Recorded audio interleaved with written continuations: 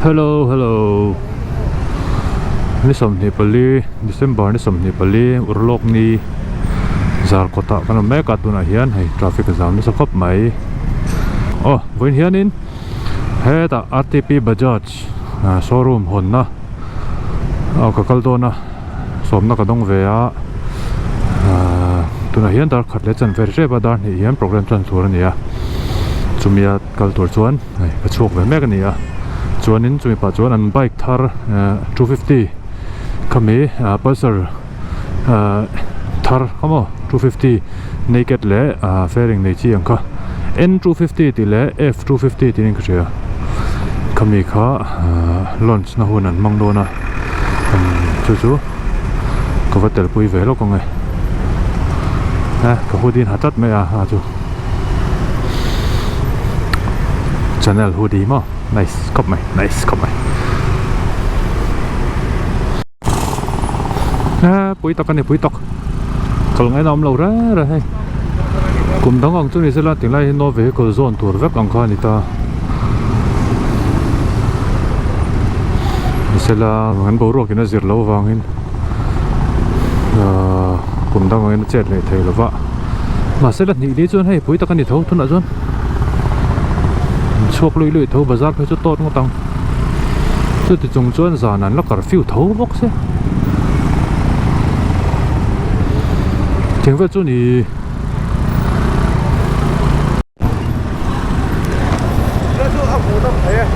sao vậy mà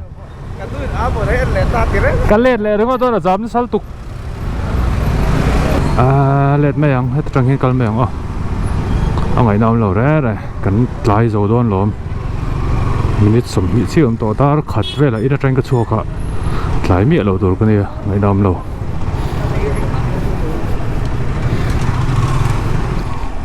a to pa chuan thleng ve don ta traffic jam turu lu tuk hello phei lang chu tlai na sanga tam saka train kal teng tilai su parking ma boi thak do na mai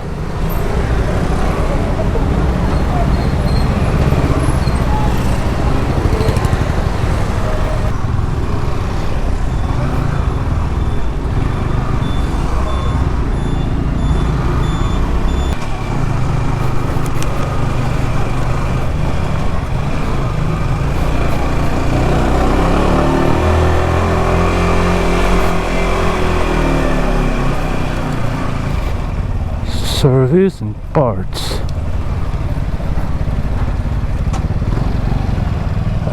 Rikki ei lo mo. Mo? Có tiền pa. Có đã đón, các chủ nó có đã đón xin. Ôi sorry. Traffic jam nasara thak hết ta. Zar ko ta. Zar ko ta trong khan mo. Millennium ka thleng phei man lo ka let le to pa heta chuk deu ngatlan he reng kor hel top ngai nam lo sim sim ni lo serang jong ngatlai na sok tang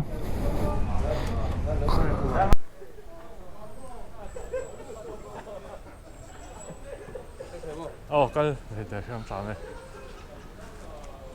na hian an ti na tur mun kan pan me ka khulange ka chiang bik lova khulange heta chu heta hoi han chu ko ni chu ta hết không? Không cần bấu trẹp chỗ à? Cần lụt tôn. Refreshment, hòm hoa này hi. Nổm đôn này. Nổm đôn này. Hơi gắn chuột đôn. Cần bầu hoa.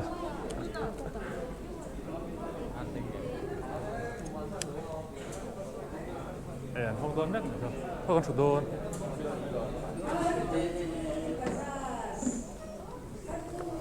chụp phát đó, thằng nào chụp đó mà chụp đâu.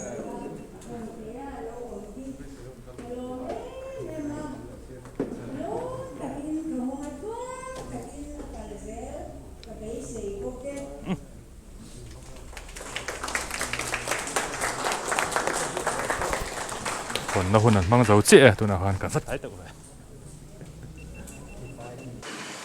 Thu phiền cho bông thùng đi trang sống và thùng khen hàng siya nga. Kapapa, kadaan su,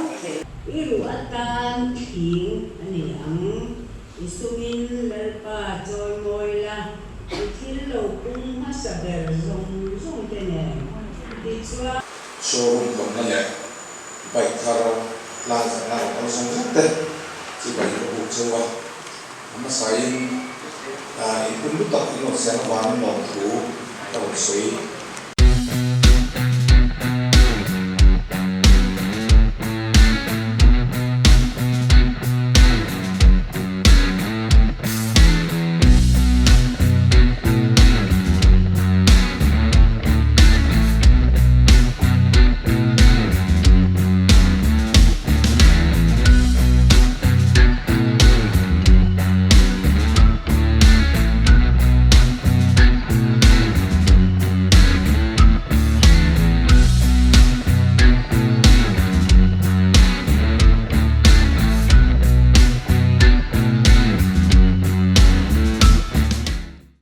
Kan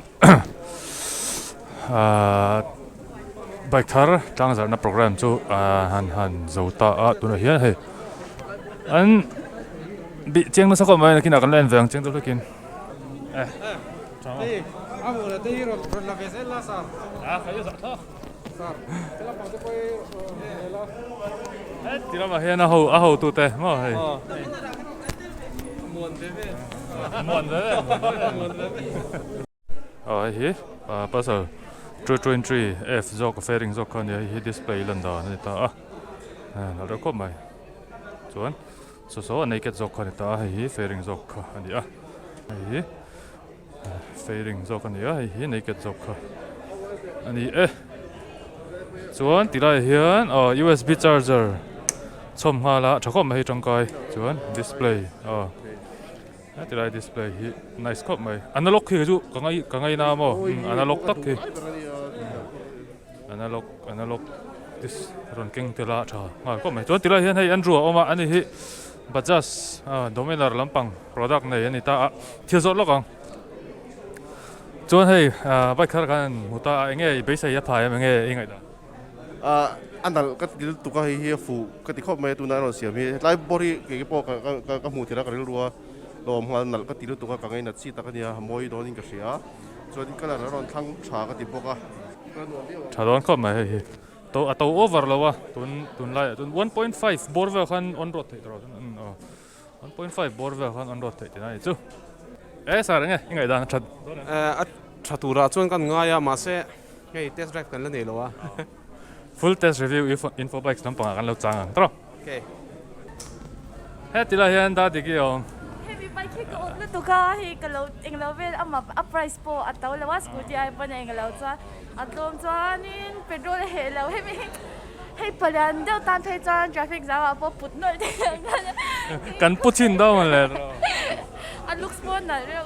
จวนเองไงกันไบค์ทาร์ตัวน่ะอันล้นสตาร์เองไงดังอันนั้นก็ติดแล้วตัวก็จานินเอง250เพจจ้าอัพไพรส์ไงตัวเพจจ้านี่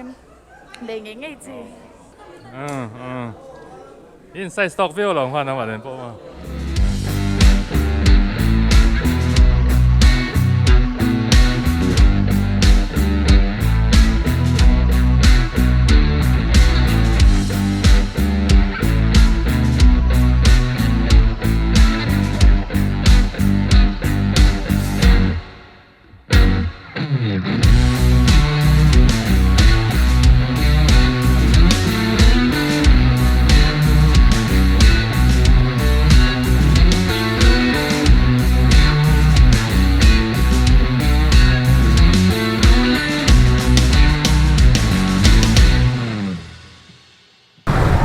dar nga rito atuna hian china khan